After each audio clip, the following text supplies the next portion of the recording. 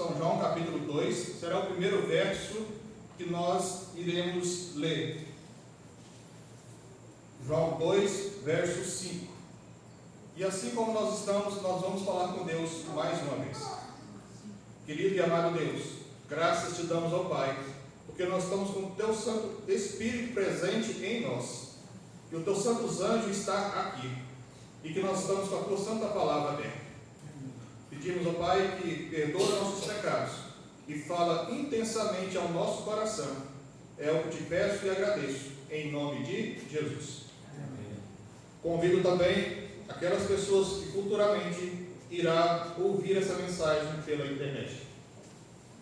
Então, o primeiro verso que nós vamos ler, João 2, capítulo 2, verso 5.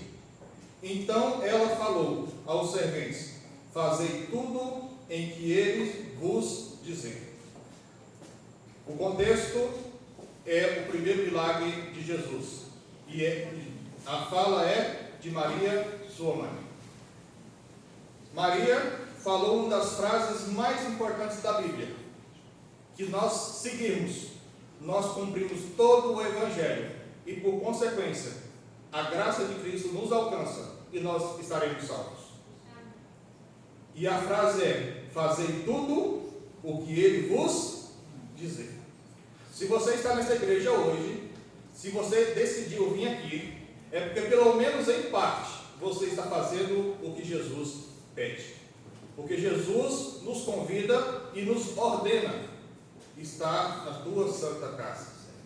Mas o nosso objetivo é cumprir a frase de Maria: fazei tudo o que ele disser. Então, ao longo da semana, nós estudamos alguns personagens que foram marcantes no momento final de Jesus aqui na terra, a semana do Calvário. E eu vou mencionar alguns. A própria Maria, sua mãe, ela foi uma das poucas pessoas que esteve presente, não desistiu de estar ao lado do Salvador. Outra pessoa que nós vimos claramente que não abandonou o mestre, João, o discípulo amado. Mas eu vou mencionar aqui outros personagens que tiveram momentos marcantes na história da última semana de Jesus na terra. E nós podemos aprender com eles, pelo exemplo ou pela contradição. Se nós entendermos que ele não é essa pessoa, ou esse momento da pessoa não é uma pessoa que devemos segui-lo, então nós devemos aprender por contraste. Se nós entendemos que é um exemplo a ser seguido, então nós aprendemos e seguimos o seu exemplo. Eu vou mencionar alguns personagens.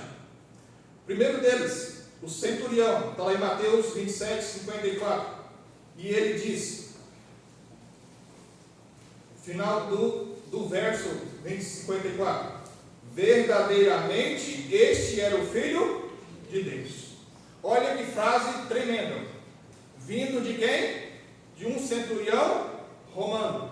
Porque ele viu sinais, prodígios que não eram naturais. E ele entendeu que ele já conhecia parte do ministério de Jesus. E ele entendeu que ele era verdadeiramente Filho de Deus. E nós podemos tirar a primeira aplicação dessa noite. Será que em algum momento da vida nós não vemos sinais milagrosos de Jesus?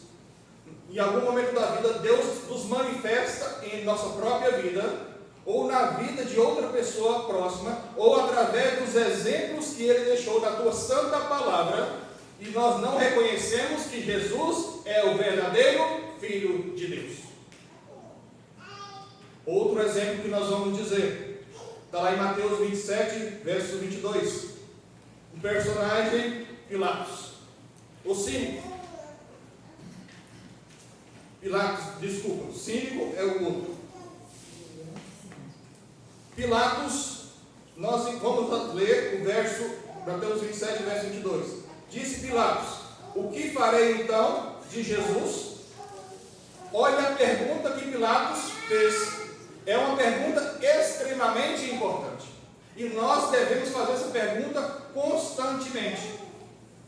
E a resposta dessa pergunta vai decidir o nosso destino eterno. E eu posso acrescentar a palavra: o que farei de Jesus chamado o Cristo? O que nós estamos fazendo de Jesus, o nosso Senhor e Salvador? Outro personagem que nós podemos citar é a esposa de Pilatos. A esposa de Pilatos, ela teve um sonho, uma revelação divina, e ela tentou alertar o seu marido: não se envolva nesta questão. Será que nós estamos sendo a esposa de Pilatos? Será que nós estamos alertando pessoas para não envolver em questões que não devem ser envolvidas? Ou será que nós estamos em situações que a esposa de Pilatos, entre aspas, chega até nós falando em nome de Deus: não se envolva nisso, mas nós não damos ouvido, assim como Pilatos não deu? Será que nós nos encontramos nessa situação? Outro exemplo que nós podemos dizer: sim, Caifás, o círculo que eu mencionei antes. Caifás, ele teve todos os sinais que Jesus era verdadeiramente o Messias.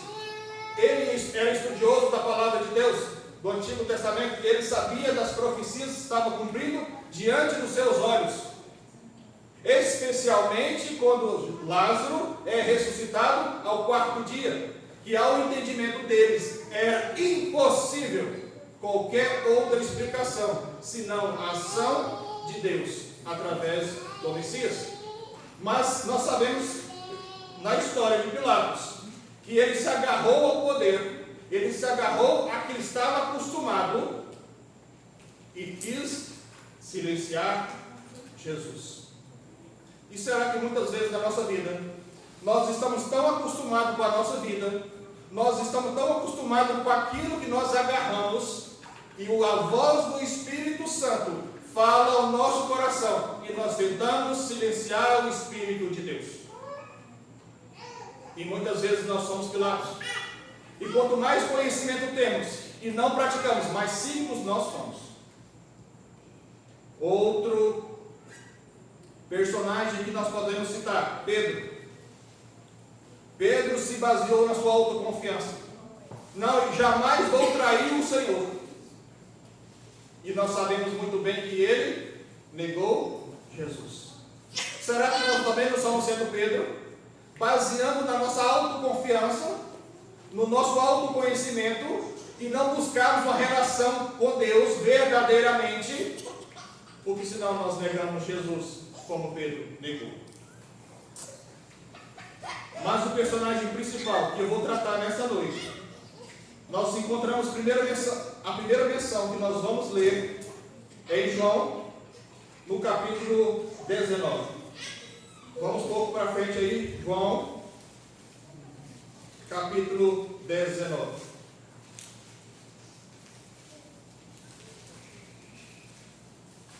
Nós iremos ler os versos 38 e 40.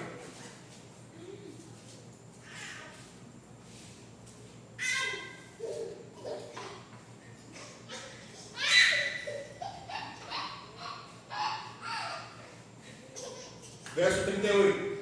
Depois disso, José de Arimateia, que era o discípulo de Jesus, e ainda ocultamente, pelo receio que tinha dos judeus, rogou a Pilatos que permitisse que o corpo de Jesus. Pilatos permitiu. Então foi José de Arimateia e retirou o seu corpo. Verso 39. Também Nicodemos, aquele que anteriormente viera a ter com Jesus à noite, foi levado cerca de 100 libras e um composto de mirra e aloés. Verso 40. Tomaram, pois, o corpo de Jesus, envolveram em lençóis com aromas e como de uso de costume entre os judeus, e na preparação para o sepulcro. Nós vamos mencionar rapidamente também José de Arimateia. José de Arimateia, nós podemos dizer que era um discípulo oculto. Ele também se apegou às formalidades da sua religião, do alto cargo que ele tinha no Sinédrio, e por muito tempo ele escondeu ser cristão. E por muito tempo ele escondeu que era e acreditava que Jesus era o Messias, o Salvador. Será que também nós não podemos ser José de Arimateia? Se você está sendo, se eu estou sendo, a graça de Cristo nos alcança. Como alcançou José de Arimateia? Porque nesse momento ele se revela. E então ele se declara ser seguidor de Jesus. Mas vamos voltar para Nicodemos. Para entendermos melhor Nicodemos, quem era Nicodemos, vamos voltar um pouco no tempo. Vamos voltar aqui. Vamos lá em João, capítulo 3.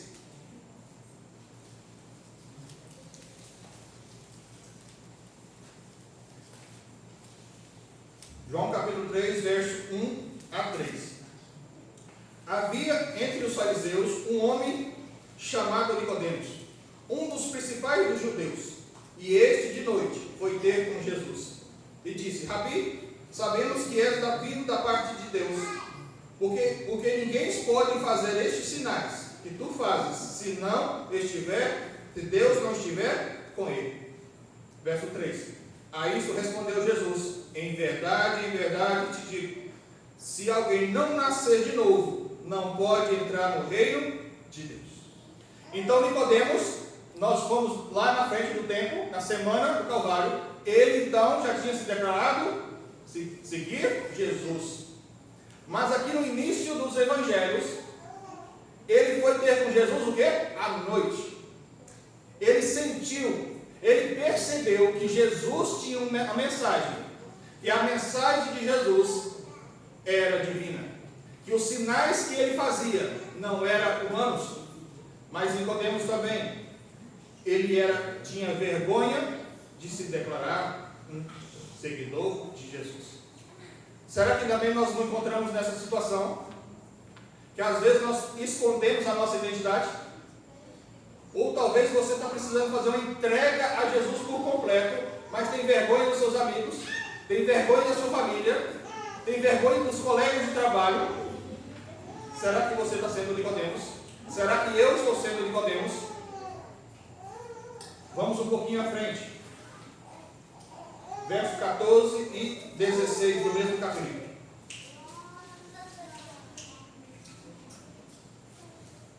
Verso 14.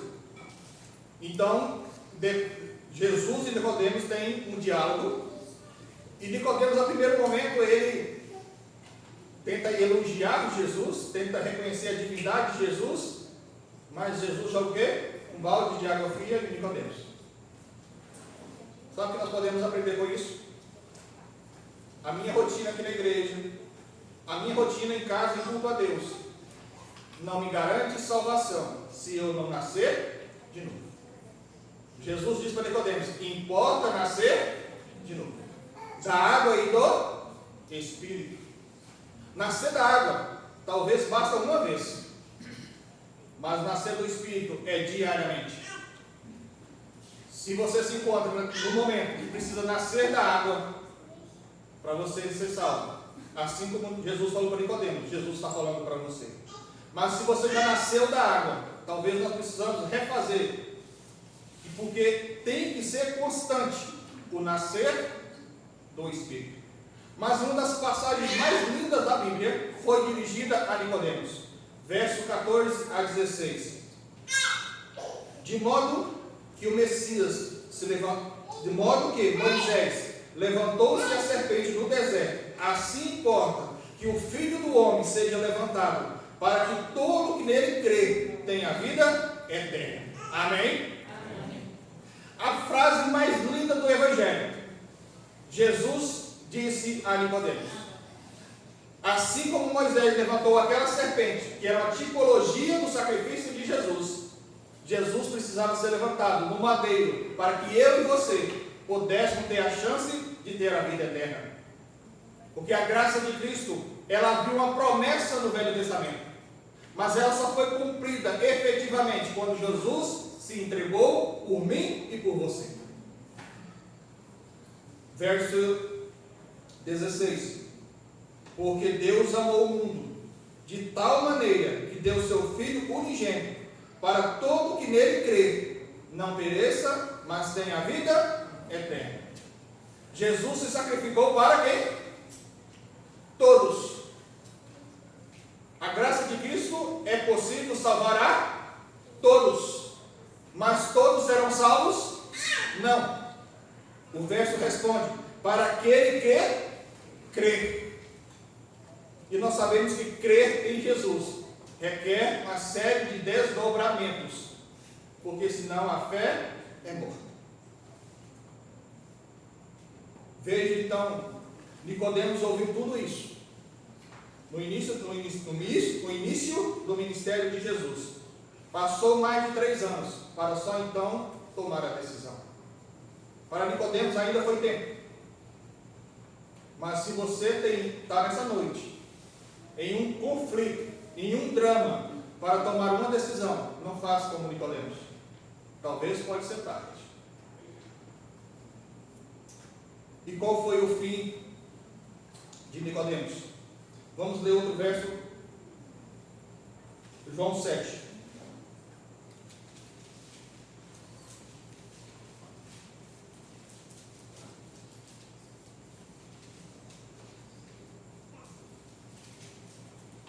João 7, vamos ler os 50 e os 52.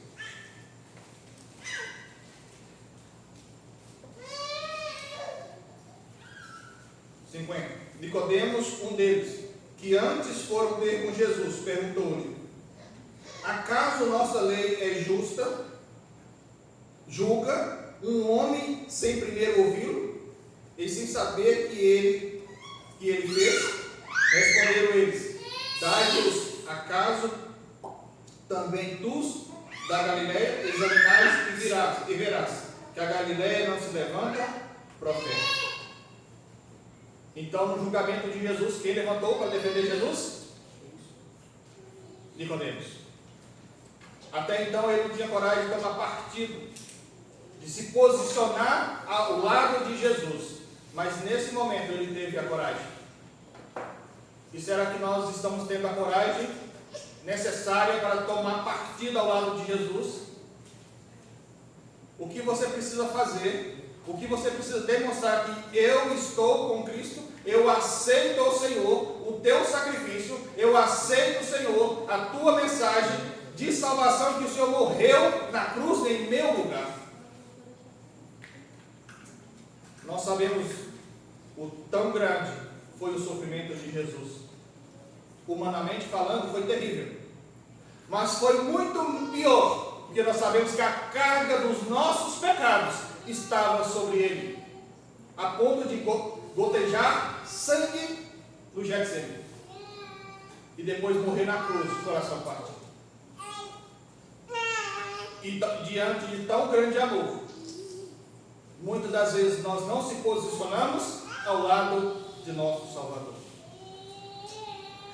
Talvez você pode ser um cristão fiel, mas e quanto aos outros, tanto que não conhece a mensagem. Talvez você possa ser um cristão, mas não toma partido 100% ao lado de Jesus. Lembra da primeira pergunta que nós lemos? Importa que façamos tudo que Ele disser. Talvez você esteja fazendo 90%, talvez você esteja fazendo 70%, 50%, até 99%. Mas importa fazer tudo. E qual foi o fim de Nicodemos? A história conta que Nicodemos, depois de tomar partido ao lado de Jesus, no julgamento, no seu sepultamento, e se declarar então cristão, Nicodemos foi batizado por Pedro. Segundo a história, nosso relato histórico diz que Nicodemos foi batizado por Pedro. E ele foi expulso do Sinédrio, do seu alto cargo. Ele foi expulso de Jerusalém. Mas ele permaneceu fiel até o fim. Pode ter certeza, a decisão ao lado de Cristo tem um custo. E muitas das vezes nós preferimos o caminho mais largo, porque não requer tanto custo. Jesus disse que a salvação precisa passar pelo caminho estreito. E eu quero terminar como eu normalmente faço nas minhas mensagens. Eu quero contar uma história para vocês. A história que eu quero contar para vocês é de um menino, e essa história começa na Semana Santa. Uma semana exatamente como essa. Esse menino, a primeira menção, a primeira mensagem e a primeira lembrança que ele tem de Cristo e do Evangelho, ele recebeu no muro de uma pequena igreja, do lado de fora, na rua, através dos slides, contando historinha para as crianças, história do sacrifício de Jesus. Essa é a primeira mensagem e a primeira lembrança que ele teve contar. Essa criança cresceu e ao chegar mais ou menos 11 anos, entendeu melhor a mensagem de Cristo, entendeu melhor o sacrifício de Cristo e entendeu melhor o que se importa para se posicionar ao lado de Cristo. E tomou a decisão de nascer de novo, nascer nas águas. E essa criança foi batizada. O tempo então foi passando e aquele primeiro amor permaneceu, mas houve um pequeno problema nessa história. Essa criança não tinha acesso à igreja por questões geográficas e de recursos financeiros. E a ausência de frequentar a igreja, a casa de Jesus, abriu portas para que as más amizades desviassem do caminho. Mas o conhecimento permaneceu. Essa criança foi crescendo e sempre com o pensamento: um dia eu volto para os braços de Jesus. As coisas foram acontecendo, desdobramento dessa história foi acontecendo. Até que um dia, um grande drama aconteceu. Um acidente traumático e terrível. Quase ceifou a vida daquela então criança que agora é um rapaz. Pela misericórdia divina, pela intercessão de orações, especialmente da mãe dessa criança, ele foi liberto. Mas aí o drama continuou, porque Jesus o chamava, o Espírito Santo movia o seu coração, mas a influência maligna tentava afastá-lo, como nós vimos na definição: drama e paixão é assim. Há conflito, há um conflito real entre o céu e o inferno. Jesus, o Espírito Santo, Deus Filho, Deus Pai e Deus Espírito Santo, está fazendo de tudo para salvar a mim e a você. Mas Satanás e seus demônios estão fazendo de tudo para que você se perca. E ao longo desse desdobramento de dramas, certa vez, ele ouviu a voz de Deus, a voz do Espírito Santo, em uma programação, através de um servo de Deus, um pastor, que falou exatamente o que ele precisava ouvir. E ele entendeu que era a última chance que ele tinha. Se ele não tomasse a decisão naquele dia, ele perderia a salvação, porque há um limite que você pode ir. E o pecado contra o Espírito Santo não há perdão. Ele estava indo longe demais.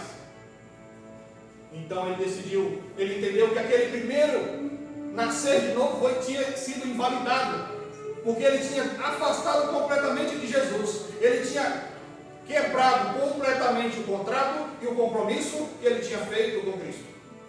E ele tomou a decisão de nascer de novo e passou pelas águas batismais outra vez.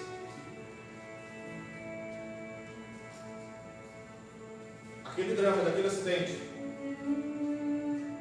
trouxe muitos problemas físico, neurológico.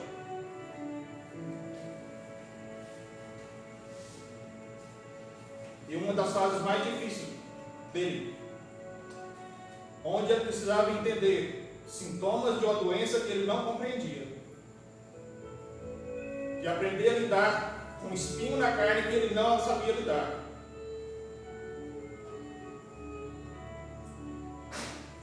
Deus colocou no coração dele: escreva um livro. E esse livro conta o drama que ele viveu e o drama que todos nós vivemos. E através desse livro, em primeira mão, salvou ele próprio, porque ele não tinha estima, ele não acreditava que conseguia fazer a obra de Deus devido à sua condição de saúde.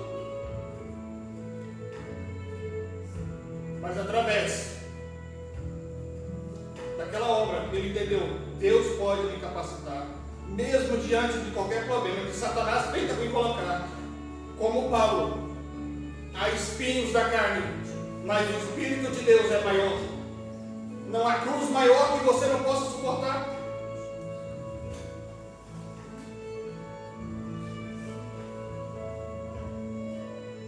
Então esse livro foi terminado em 2020. E daí para cá, outro drama para tentar publicar.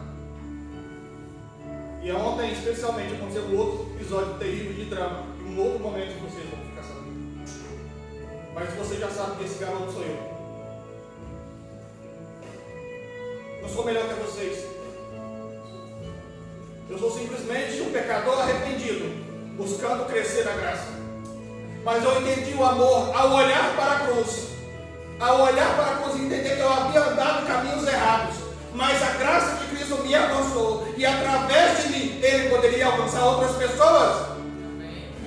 E o propósito de Deus para cada um de vocês é exatamente o mesmo. Deus quer te salvar, para que você seja instrumento de salvação em vida de outras pessoas.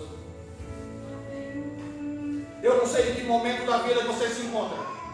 O que eu sei, o Espírito de Deus está falando ao seu coração. Você pode fazer tudo o que Ele disser.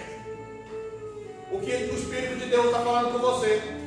O que você tem que dar resposta a Jesus no tudo? Você tem sido tudo conforme as suas forças, conforme os seus talentos, conforme a sua saúde. Mas dê tudo a Cristo. Não se apega a nada que impeça de você se entregar completamente a Cristo. Nesse momento nós vamos ter uma música. E ao longo dessa música, você que recebeu esse cartão, se você entendeu o que o Espírito Santo falou ao seu coração, você vai preencher as alternativas que você acredita que o Espírito Santo está te falando. E ao longo dessa música, eu convido a você para vir aqui à frente, para nós fazermos uma oração especial.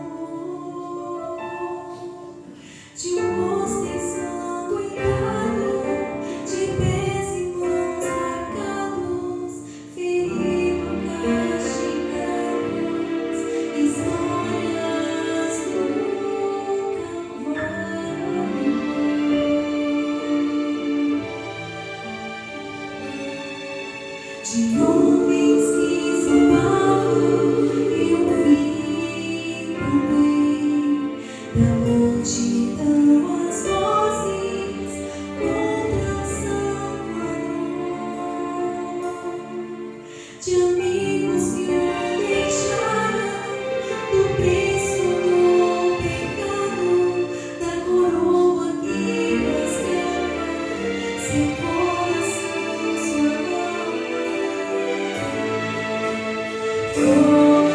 alma.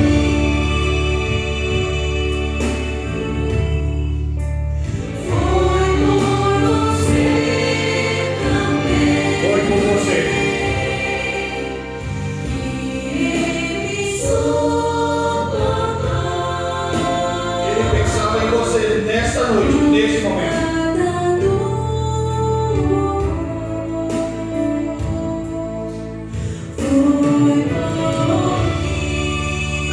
Foi por mim também. Foi por você também. E aquela cruz levou. Aquela cruz deveria ser sua, deveria ser minha.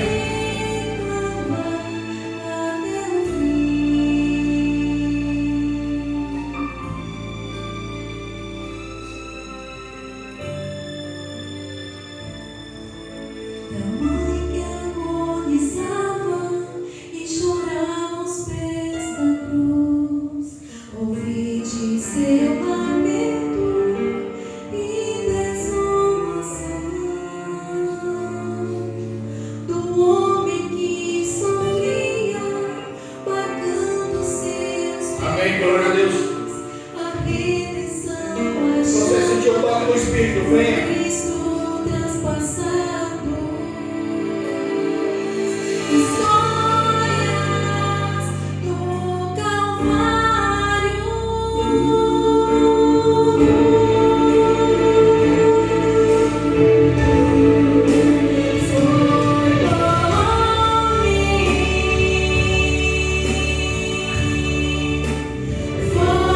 por você também que ele suportou a estrada do amor. Glória a Deus. Foi Deus seja louvado por cada decisão.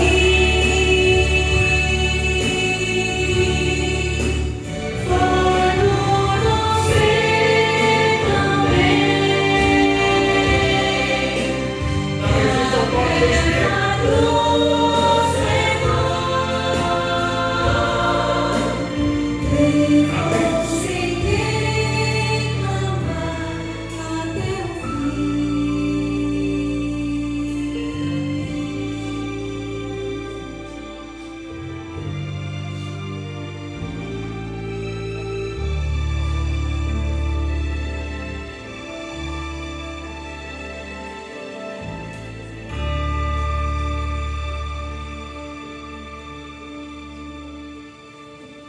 Você que recebeu este cartão, não importa a decisão que você tomou. Se você tem marcado pelo menos uma das opções aí, e se você desejar consagrar essa decisão a Cristo, eu convido você aqui à frente. Não importa qual decisão você tomou. Não resista ao chamado do Espírito. Amém, glória a Deus.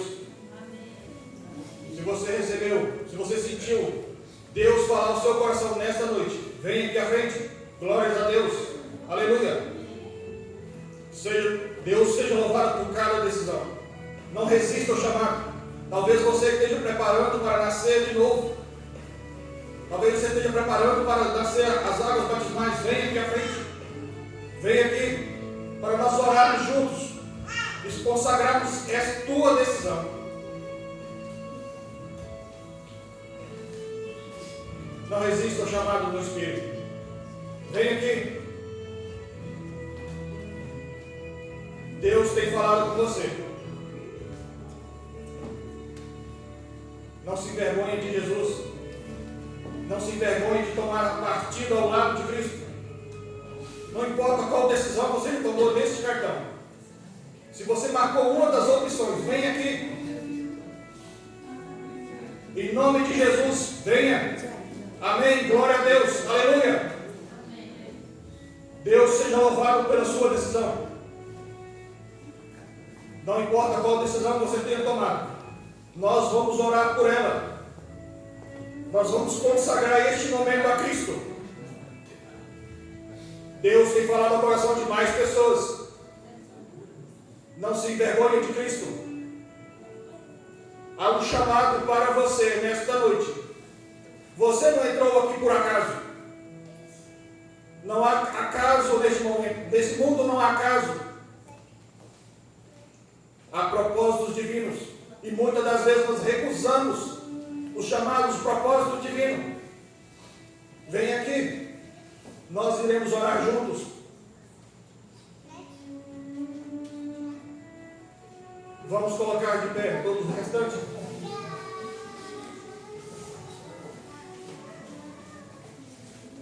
Oremos. Querido e amado Deus, graças te damos, ó Pai, porque nós ouvimos a tua santa voz nesta noite através da tua santa palavra. Amém. Nós aqui, ó Pai, tem decisões que foram tomadas. Nós queremos entregá-las nas tuas mãos. Que teu Santo Espírito, ó Pai, continue agindo no coração dessas pessoas que estão aqui na frente. Mas também continue agindo no coração de toda essa igreja, de todo o presente. Não importa que decisão tenha tomado. Nós, ó Pai, nós não queremos envergonhar do Senhor. Para que o Senhor não envergonhamos de nós. Nós queremos, ó Pai, assim como Nicodemos, nascer da água, se ainda nós não tivermos nascido. E nascermos do Espírito diariamente. Amém. Senhor, nós suplicamos que teus santos anjos acompanhem cada pessoa que tomou essa decisão. Amém. Nós sabemos que há um conflito e que as pessoas tomam a decisão, aí o inimigo tenta tirar do coração a decisão. Nós pedimos ao Pai, suplicamos, e também o Pai nos use para podermos abençoar estas pessoas que tomou essas decisões. Amém. Também, ó Pai, nós pedimos uma bênção especial na leitura deste livro. Que a cada página lida pode ser um momento, uma página de decisão, de entrega, de preparação para a volta do Senhor. Amém. Nós acreditamos, ó Pai, que as profecias estão se cumprindo e que nós precisamos estar preparados para encontrarmos com o Senhor e morar com o Senhor eternamente. Nós sabemos, ó Pai, que há profecias para acontecer. Profecias que às vezes é difícil de entender. Mas se nós não entendermos, nós ficaremos para trás. E é por isso, ó Pai, que este livro também tem este propósito. De esclarecer a tua santa palavra. Transformá-la mais fácil de entender, para que nós possamos todos estar diante do Senhor e ouvir da tua boca: vinde bendito do meu Pai. Amém. É por isso que nós pedimos e agradecemos, em nome de Jesus. Amém.